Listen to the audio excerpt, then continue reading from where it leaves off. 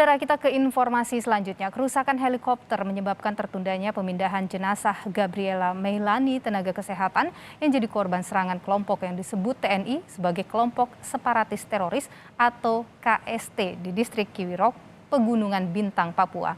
Sementara itu, saudara, sejumlah tenaga kesehatan yang mengalami luka-luka kini menjalani perawatan intensif.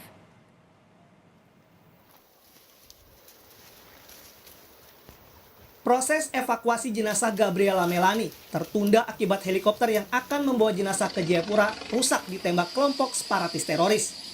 Sebelumnya, jenazah Gabriela Meilani, tenaga kesehatan yang jadi korban serangan kelompok separatis teroris di distrik Kiwirok, Pegunungan Bintang, telah diangkat tim gabungan TNI Polri dari dasar jurang dengan kedalaman mencapai 300 meter pada Jumat sore. Bahwasanya pada saat proses evakuasi yang dilaksanakan di distrik Kiwirok, aparat TNI yang sedang melaksanakan evakuasi tersebut diganggu oleh KST. Ini menunjukkan bahwasannya kita yang berupaya untuk mengangkat jenazah dari jurang tidak dapat dilaksanakan karena dari sisi perlawanan KST ini mengganggu personel kita yang sedang melaksanakan evakuasi. Jadi mohon dari doa kita bersama, semoga dalam pelaksanaan proses evakuasi jenazah yang masih ada di distrik Kiwirok dapat segera terangkat, dapat segera kita bawa, dan dapat segera kita evakuasi ke Rumah Sakit Martin ini atau ke Rumah Sakit Bayangkara. Gugurnya Gabriela Meilani akibat penyerangan kelompok teroris meninggalkan duka mendalam bagi keluarga. Ibunda Gabriela meminta pemerintah bisa segera membawa jenazah anaknya ke rumah duka agar bisa dimakamkan secepatnya.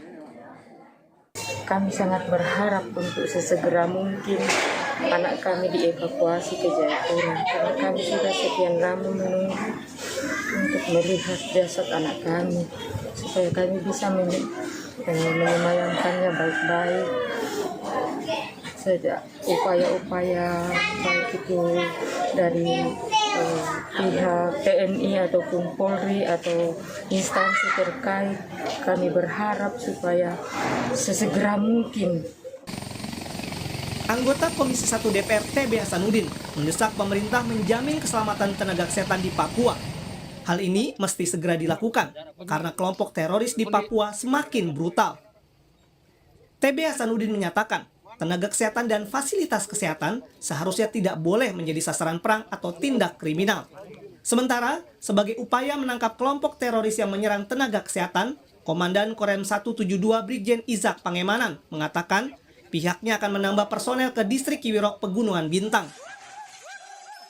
Motif penyerangan kelompok teroris terhadap tenaga kesehatan diduga merupakan aksi balas dendam atas penangkapan 2 anggota teroris bersama 5 pucuk senjata pada awal September lalu. Kita sudah perkuat pasukan, ya kita akan kejar. Ya. Ada berapa kekuatan nih?